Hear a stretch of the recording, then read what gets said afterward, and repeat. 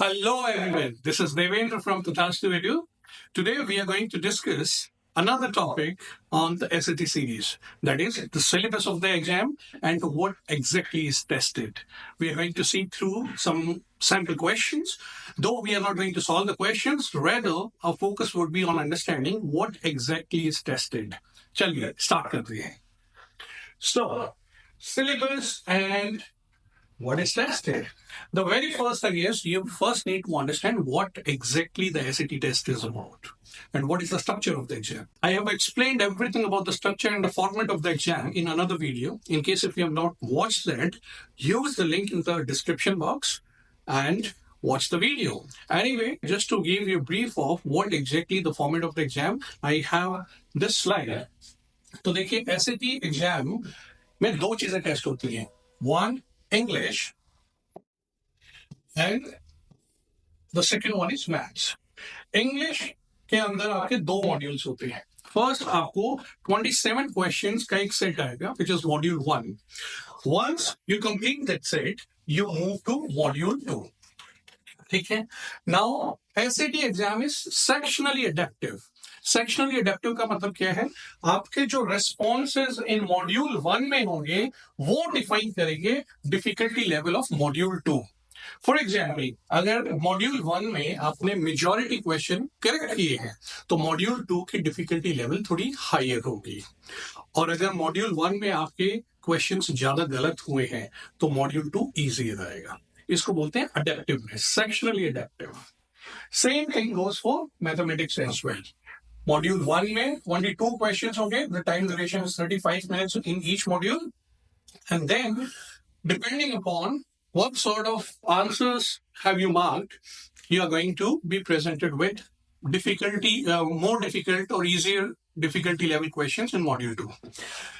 Here, for 27 questions, you'll get 32 minutes in each section. In each module in English. In mathematics, you'll get 35 minutes. Sum total आपके 64 minutes होंगे जिसमें आपको 54 question solve करने हैं for English. इन दोनों के बीच में आपको एक 10 मिनट्स का ब्रेक मिलेगा. ठीक है. टोटल क्वेश्चंस यहाँ पे 44 हो जाते हैं and the time duration is 70 minutes. So sum total the exam duration is 134 minutes और 2 hours and 14 minutes. ये बेसिक एग्जाम का फॉर्मेट है. अब इस एग्जाम में क्या टेस्ट होगा, किस टाइप के क्वेश्चंस होंगे, let's understand. So starting with reading and writing. English वाला जो पार्ट है उसमें दो चीजें टेस्ट होती है, रीडिंग एंड राइटिंग. रीडिंग में तो ऑब्वियसली आप रीड करेंगे. राइटिंग में बेसिकली आपको कुछ राइट नहीं करना है. नाम राइटिंग है but you don't have to write anything. तो क्या टेस्ट होता है? बेसिकली राइटिंग में ग्रामर वाला पार्ट, पंक्चुएशन, ग्रामेटिकल रूल्स, वो सारी चीजें टेस्ट होती है. और रीडिंग में आपको छोटे छोटे पैसेजेस आएंगे, उन पैसेजेस को रीड करके there will be several questions based on that which you have to answer. उन्हीं को आगे देखते हैं. ठीक है. तो रीडिंग एंड राइटिंग. तो आपके पास जो पैसेज होंगे, the passage would be around 25 to 150 words long. छोटे छोटे पैसेजेस होंगे. 150 वर्ड्स कितना होता है? एक छोटा सा पैराग्राफ होता है. ठीक है. तो इसमें टेस्ट क्या करते हैं, वो आपको पैसेज प्रोवाइड कर दिया. Now you are going to read and you are going to answer something. लेकिन वो आंसर में टेस्ट क्या कर रहा है? वो टेस्ट कर रहा है जस्ट इंफॉर्मेशन एंड आइडियाज. इसका मतलब क्या है? They want to see that whether you comprehend the text and locate the answers और इंफॉर्मेशन. जो क्वेश्चन में पूछा गया है, क्या आप उस पर्टिकुलर पार्ट को लोकेट कर सकते हैं उस छोटे से पैसेज में जो पूछा गया है, इंटरप्रेट कर सकते हैं, इंफॉर्मेशन को इवैल्यूएट कर सकते हैं. That is going to be tested. तो ये नॉर्मली क्या हो गया? इंफॉर्मेशन एंड आइडियाज का मतलब जो भी आपके क्वेश्चन में है उसको आपको जाके लोकेट करना है पैसेज के अंदर और वहां से ड्रॉ करनी है आपको यूजफुल इंफॉर्मेशन, इंटरप्रेट करना है, उसे इवैल्यूएट करना है. Second thing is craft and structure. Craft and structure में क्या आता है? Determine the meaning of the high utility academic words and phrases. Basically, कुछ words या vocab टेस्ट होगी. अब ये vocab क्या होते हैं? vocab in context.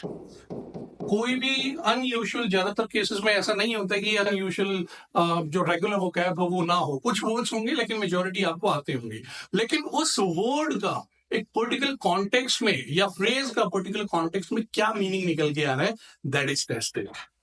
ठीक है, इवेल्युएट टेक्स्ट रिटोरिकली। रिटोरिकल का मतलब स्टाइल, स्टाइल को अंडरस्टैंड करना है, मेटाफोर्स है, सिमिले है, something like that. And make supportable connections between multiple text. तो मल्टीपल टेक्स्ट है उनके बीच में क्या रिलेशन है उस टाइप के, वो एग्जांपल से आपको और क्लियर हो जाएगा। Next is expression of ideas. Expression of ideas क्या टेस्ट करता है?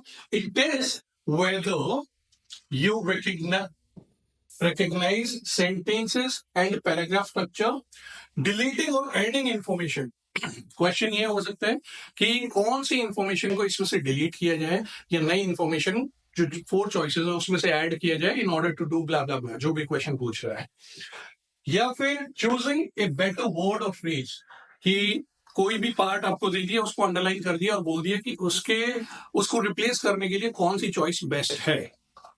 ठीक है, next choosing the most appropriate transition words. Transition words अगर आपको पता है, जैसे ऑल्दो, हाउएवर, बट, जो भी कंजंक्शंस होते हैं, काफी सारे कंजंक्शंस, बट, येट, ये सारे कंजंक्शंस हमारे ट्रांजिशन वर्ड में आते हैं। कई केसेस में अगर हमें ऐड करना है इंफॉर्मेशन तो फर्दरमोर, देयर, रिजल्ट दिखाना है, देयरफॉर, सो, हेंस, इस टाइप के वर्ड्स वो पूछेगा। ठीक है, नेक्स्ट स्टैंडर्ड इंग्लिश कन्वेंशन। ये हमारा राइटिंग वाला पार्ट है। ठीक है, यहाँ पे आपकी ग्रामर टेस्ट होती है। तो ग्रामर में नॉर्मली नाउन प्रोनाउन रिलेटेड चीजें होती है, subject verb agreement, verb tenses related questions हो सकते हैं, या फिर पैरेललिज्म, मॉडिफायर रिलेटेड क्वेश्चंस हो सकते हैं। तो ये भी सारी हम चीजें देखें। Anyway, we are planning to solve certain questions in the upcoming videos। तो ये तो अभी जस्ट हम ब्रीफ करेंगे कि इसमें क्या क्या किस टाइप के क्वेश्चंस होंगे, लेकिन इन्हीं क्वेश्चंस को और इनके टॉप पे अनदर क्वेश्चंस भी we are going to solve. तो आपको एक कंप्लीट अंडरस्टैंडिंग हो जाएगी कि एसएटी में क्या टेस्ट होने वाला है। अब देखिए, जब आप रीडिंग और राइटिंग के क्वेश्चन सॉल्व करेंगे, स्पेसिफिकली रीडिंग के क्वेश्चंस, तो कुछ चीजों का ध्यान रखना है। We won't need to rely on any previous scientific knowledge या any knowledge, कि आपको अपने previous knowledge को use नहीं करना है। जो भी टेक्स्ट में, जो भी पैराग्राफ में, पैसेज में आपको दिया गया है, केवल उतनी ही इंफॉर्मेशन को यूज करना है in order to answer the questions. आपकी प्रीवियस नॉलेज को यूटिलाइज नहीं करना है। अगर आपके पास किसी पर्टिकुलर कॉन्टेक्स्ट से रिलेटेड नॉलेज है, अच्छी बात है, वो उसे अंडरस्टैंड करने के लिए अच्छा है, लेकिन जब आप आंसर करेंगे तो केवल उसी पार्ट में से करेंगे जो आपको प्रोवाइड किया गया है। ठीक है, second, try to paraphrase argument based questions. तो आर्ग्यूमेंट बेस्ड क्वेश्चंस क्या है वो we are going to see that, लेकिन कोशिश करिए उसको पैराफ्रेज करें, अपनी लैंग्वेज में कन्वर्ट करें, ट्रांसलेट करें। ठीक है, अपनी मतलब नेटिव लैंग्वेज नहीं, लेकिन अपने वर्ड्स में उसे दोबारा से रीराइट करने की कोशिश करिए। तो उससे क्या है, आपकी अंडरस्टैंडिंग अबाउट द टेक्स्ट वो काफी बढ़ जाती है, आप अच्छे से कॉम्प्रिहेंड कर पाते हैं। Now focus on elimination rather than selection. अब एक अप्रोच आपको हमेशा बना के रखनी है, दैट राइट आंसर को चूज नहीं करना है, रेदर रॉन्ग आंसर्स को एलिमिनेट करना है। 4 चॉइसेस हैं, 3 को अगर आप प्रॉपरली एलिमिनेट कर पाए तो राइट आंसर अपने आप ही बच जाएगा। राइट, ऐसा मैं क्यों बोल रहा हूं? क्योंकि राइट आंसर को अगर आपने करेक्ट करना या राइट आंसर निकालना सीखा तो कई चॉइसेस ऐसी होंगी जो बहुत सिमिलर होंगी, और ऐसे केस में आप कंफ्यूज हो जाएंगे कि कौन सी आंसर चॉइस को मुझे पिक करना है। खासतौर से 2 केसेस में, मतलब 2 चॉइसेस ऐसी होती हैं जो बहुत सिमिलर नजर आती है।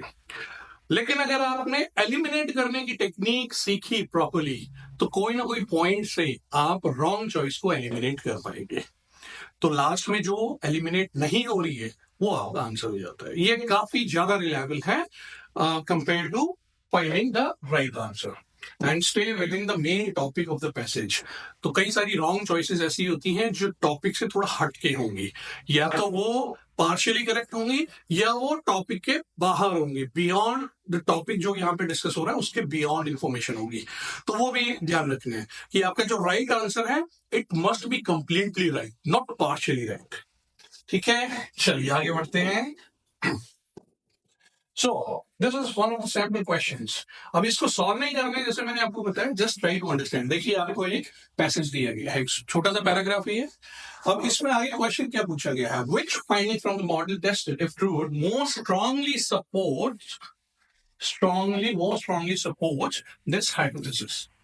तो यहाँ पे ये स्टैंडर्ड का क्वेश्चन, अब पीछे कोई आर्ग्यूमेंट हो रही होगी, कुछ फैक्ट्स दिए होंगे, उसके बेस पे कुछ डिसाइड किया होगा, कुछ क्लेम किया गया होगा, और वो पूछ रहा है इनमें से कौन सी ऐसी चॉइस है जो उस क्लेम को सबसे ज्यादा स्ट्रेंथन कर रहा है, उसको सपोर्ट कर रहा है।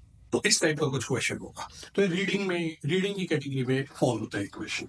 ठीक है, चलिए आगे बढ़ते हैं।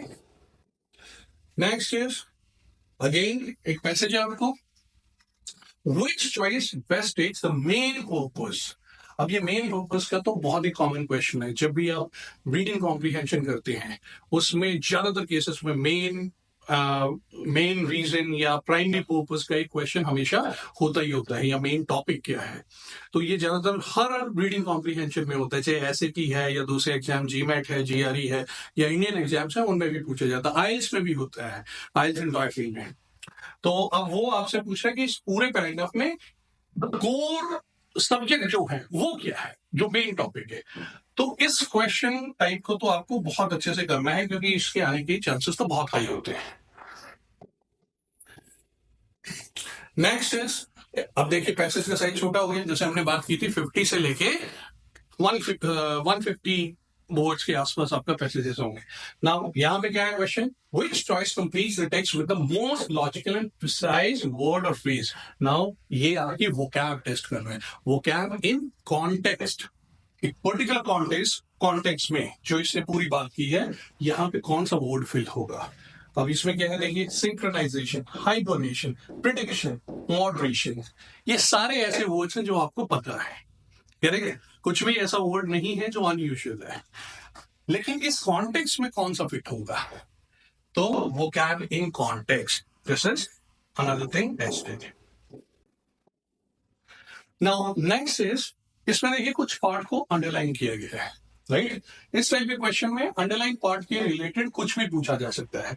जैसे ये क्या पूछ रहा है, which choice best describes the function of the underlying part। जो अंडरलाइन पार्ट है इसका पूरे पैराग्राफ में, पूरे पैसेज में क्या पर्पस है, क्या फंक्शन, क्या रोल प्ले कर रही है। अब चॉइसेस जैसे आप देखते हैं, it introduces a physical feature, या it describes the appearance of the cuckoo, blah blah blah, ऐसे करके आपको कुछ चॉइसेस होंगी। तो अगेन इस टाइप के क्वेश्चंस के लिए भी आपको अंडरस्टैंडिंग चाहिए कि पूरा पैसेज क्या है और फिर ये पार्ट किस चीज की बात कर रहा है, correct. Next is, which choice most logically completes the text. तो लास्ट में जाके आपको एक ब्लैंक दे दिया, मोर और लेस ये एक ही टाइम पे ब्लैंक कभी ऊपर आ गया, कभी एंड में आ गया। अगर प्रॉपरली कॉम्प्रीहेंड कर पाए, अगर आपकी अंडरस्टैंडिंग पैसेज के बारे में अच्छे से बन पाए, तो किसी भी टाइप का क्वेश्चन आप इजीली आंसर कर सकते हैं। बट क्योंकि मुझे डिफरेंट टाइप ऑफ क्वेश्चंस इस वीडियो में दिखाने हैं, इसलिए मैं आपको बता रहा हूँ। लास्ट में भी आपका एक ब्लैंक आके आपसे पूछा जाएगा कि which choice fills it in the best way, right. तो लॉजिकली अब इसके कॉन्टिन्यूएशन में क्या हो सकता है। अब इसने लास्ट लाइन में कुछ बताया, फिर बोला दैट इज सजेस्टिंग दैट। अब वो क्या सजेस्ट कर रहा है, पीछे जो भी बात हुई है वो कुछ सजेस्ट कर रहा है। तो इन चॉइसेस में से आपको पिक करना है कि क्या सजेस्ट किया जा रहा है। Next is, which choice best describes data from the table that support the researcher's claim। अब यहां पे आपको दो चीजें दी गई हैं, एक कुछ डेटा दिया गया है, एक टेबल दी गई है, आपको इस टेबल को अंडरस्टैंड करना है।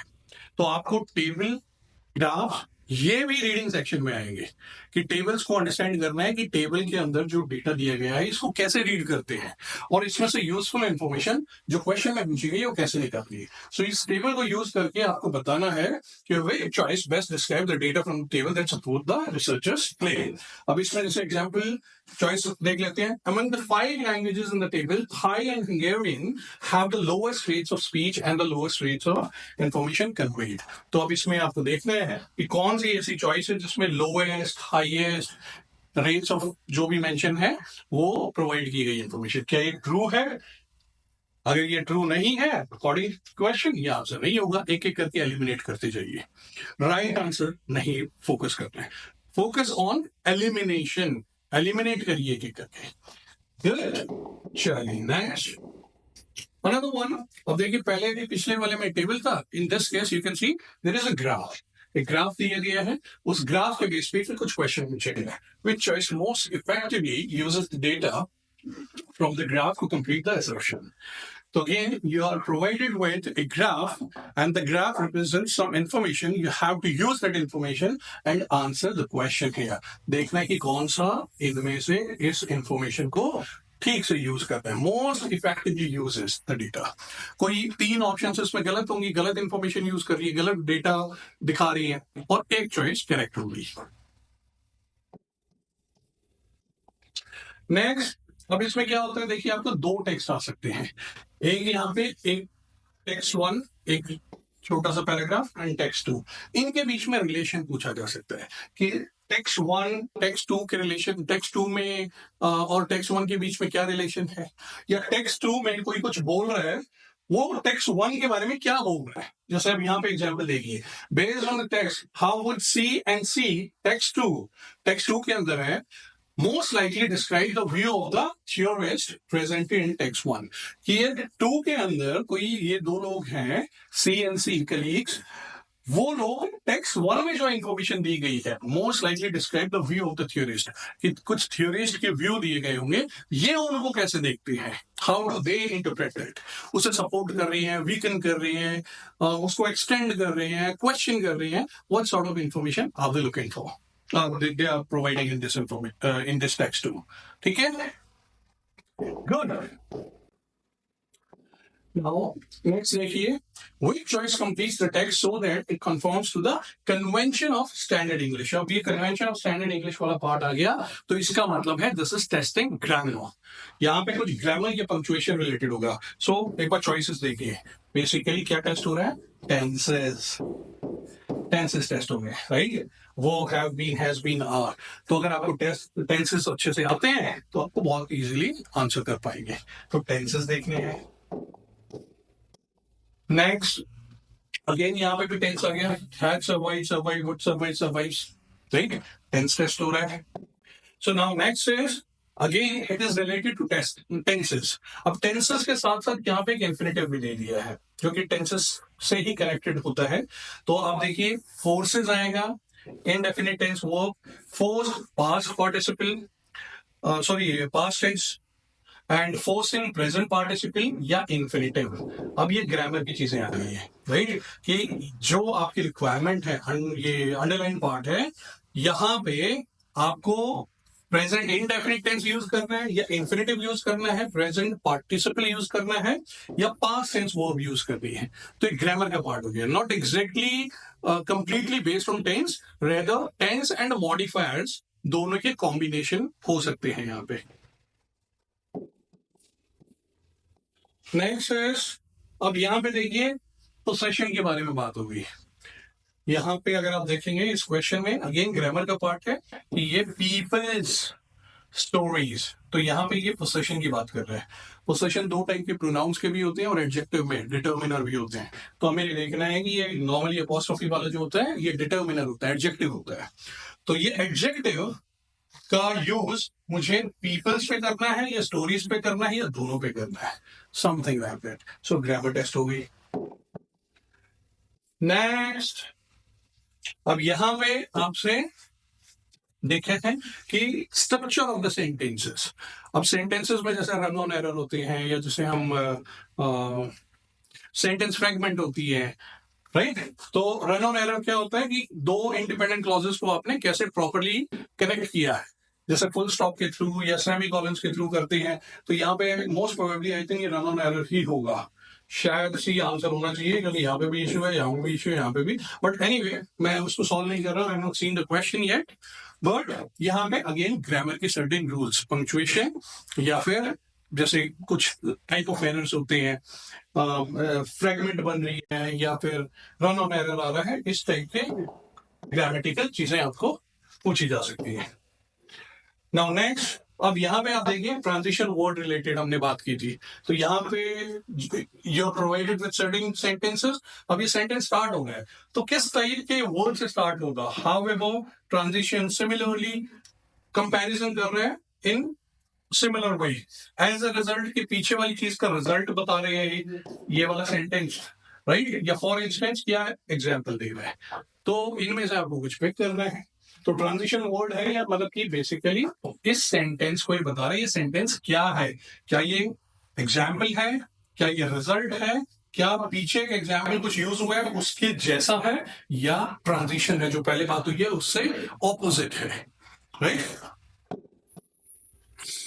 नाउ मैथमेटिक्स में क्या टेस्ट होता है, मैथमेटिक्स में आपकी मेन 4 चीजें टेस्ट होती हैं, अलजेब्रा, एडवांस मैथमेटिक्स, अब इसमें क्या आएगा, will see that, problem solving and data analysis, geometry and trigonometry, right.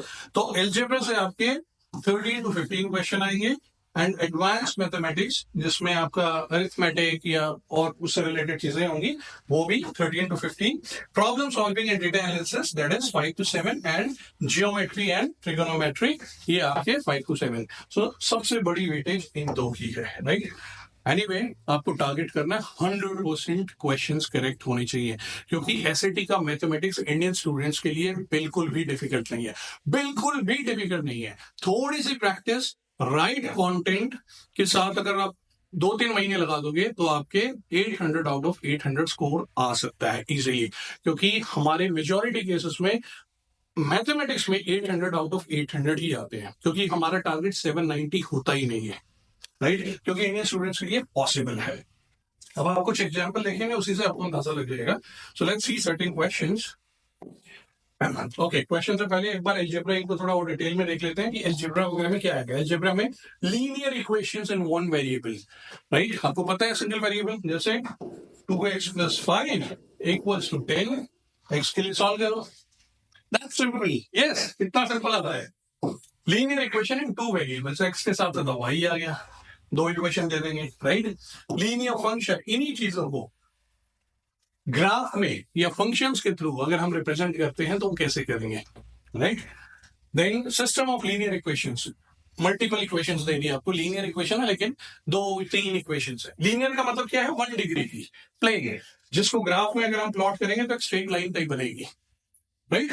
System of 2 linear equation या लीनियर इनइक्वालिटीज भी लीनियर इक्वेशन टाइप ही होते हैं, छोटे मोटे रूल्स चेंज होते हैं। तो इनइक्वालिटीज में ज्यादातर आपने देखा होगा greater, less than, greater than, equal to या लेस देन इक्वल टू का साइन यूज होता है। और इसी के साथ एक और हम चीज ऐड कर देते हैं, मॉड्यूलस, जैसे अगर आपने देखा होगा इस टाइप के क्वेश्चंस, राइट, मॉड्यूलस फंक्शन होते हैं ये भी एक, तो मॉड्यूलस रिलेटेड क्वेश्चंस ये भी इनइक्वालिटी के पार्ट में ही एड ऑन है, ये भी टेस्ट होता है।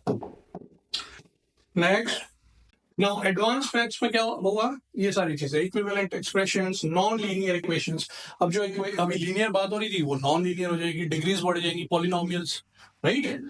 Systems of equations in 2 variables, वही नॉन लीनियर मल्टीपल इक्वेशंस, उनको कैसे सॉल्व करना है, एंड फिर इन्हीं के फंक्शंस कैसे होंगे या फिर ग्राफ्स कैसे होंगे।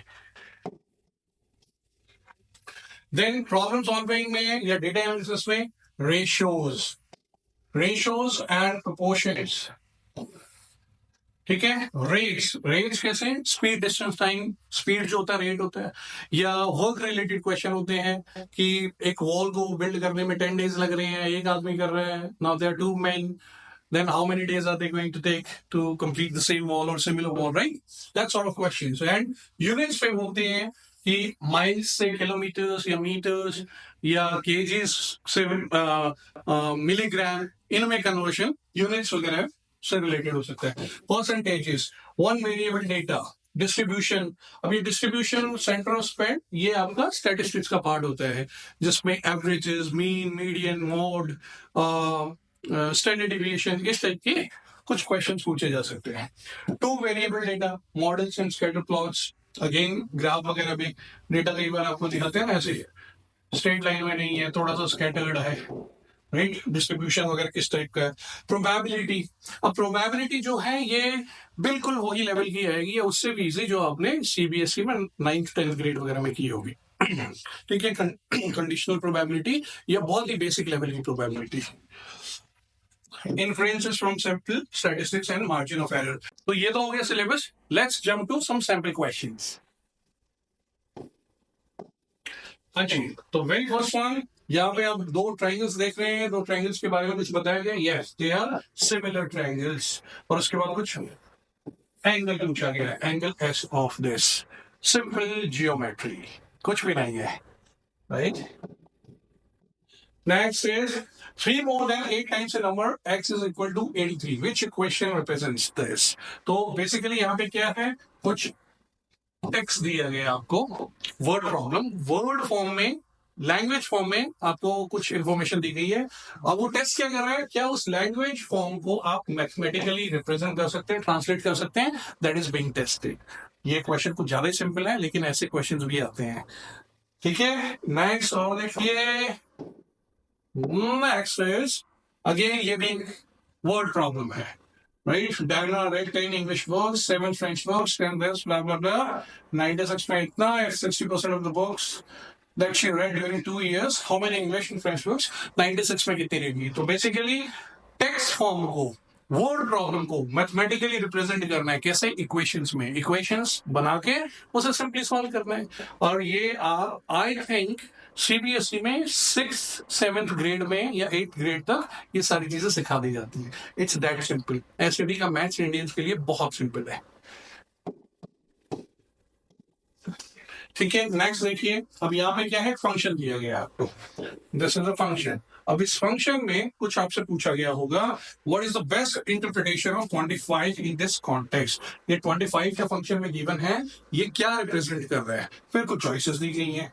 ठीक है, वही कि फंक्शन, अगेन एक और चीज देखिए इसमें, मैं जो आपको बताने की कोशिश कर रहा हूं कि मैथमेटिक्स और लैंग्वेज, और उस मैथमेटिक्स में जो भी चीजें दी गई हैं उसको अंडरस्टैंड करना, सॉल्व करने पे ज्यादा फोकस नहीं है, प्योर मैथ पे फोकस नहीं है, फोकस है अंडरस्टैंडिंग मैथमेटिक्स एंड लैंग्वेज, इनके बीच में जो रिलेशन है वो अंडरस्टैंड करना है। ट्रांसलेशन है कि फंक्शन से आप लैंग्वेज में कन्वर्ट कर पाए, लैंग्वेज से आप फंक्शन या मैथमेटिक्स में कन्वर्ट कर पाए, दैट इज टेस्टेड। और क्या होगा, फिर आपको कुछ ग्राफ दे दिया, ये आ गया कोऑर्डिनेट ज्योमेट्री, एक स्ट्रेट लाइन है, स्ट्रेट लाइन की इक्वेशन पूछी होगी, यस। अब ये एक स्ट्रेट लाइन है, इस स्ट्रेट लाइन की इक्वेशन इनमें से कौन सी है, तो बहुत ही सिंपल है।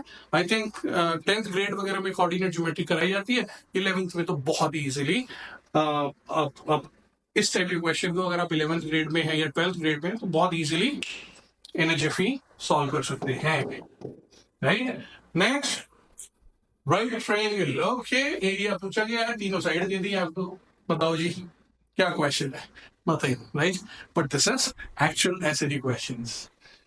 और आगे बढ़ते हैं, ये मॉड्यूलस का क्वेश्चन आ गया जो मैंने आपको पीछे सिलेबस में बताया था, इनइक्वालिटीज। इनइक्वालिटीज का ये एक एक्सटेंशन होता है, उसी से रिलेटेड बोल सकते हैं मॉड्यूलस। अब यहाँ पे इक्वल टू साइन है, कई बार ये लेस देन या greater than, less than equal to, greater than equal to, मतलब कि इनइक्वालिटी भी हो सकती है। और फिर आपका टेबल आ गई। अब जैसे ये इंग्लिश में रीडिंग सेक्शन में आया था वैसे ही टेबल है। अब इस टेबल में से या तो कुछ डेटा पूछा होगा या इस टेबल पे कोई ऑपरेशंस बोले गए होंगे। क्या है टेबल से आपने अंडरस्टैंड किया, one of this type selected random what is probability, okay ये प्रोबेबिलिटी का है। तो प्रोबेबिलिटी में क्या होगा, सॉरी, प्रोबेबिलिटी में क्या होगा, आपको कुछ डिजायर्ड आउटकम होंगे, फिर टोटल नंबर ऑफ आउटकम होंगे, उनसे आप अपनी प्रोबेबिलिटी निकाल लोगे, दैट्स इट। ठीक है, और उसके बाद नेक्स्ट है, या अगर आप अच्छे से सारी चीजें प्रिपेयर करते हैं तो आपकी स्कोर रिपोर्ट कुछ ऐसी नजर आएगी। ये हमारे कुछ स्टूडेंट्स की है, जैसे इनमें से अक्षत है, he scored with 1550, Aryan 1530, and this guy 1500. तो स्कोर रिपोर्ट में आपके दो पार्ट होते हैं, एक आपका रीडिंग और राइटिंग सेक्शन, एक आपका मैथ सेक्शन। तो मैथ्स में जैसे 800 आउट ऑफ 800 है, फिर also it is 800, here it's 790। तो मैथ्स तो आप देखेंगे कि बहुत इजीली सॉल्व कर सकते हैं अगर राइट तरीके से प्रिपरेशन करें, राइट कंटेंट यूज करें। ये बहुत जरूरी है कि आप जो भी मटेरियल यूज कर रहे हैं वो बिल्कुल ऑफिशियल मटेरियल से कनेक्टेड होना चाहिए, या तो ऑफिशियल मटेरियल ही होना चाहिए या बिल्कुल उसके जैसा होना चाहिए। और अगर आपको जरूरत है तो आप एक अच्छा इंस्ट्रक्टर या अच्छी कोचिंग हायर कर सकते हैं। ये हमारे स्टूडेंट हैं, ऐसे ही आप भी हमारे स्टूडेंट बन सकते हैं।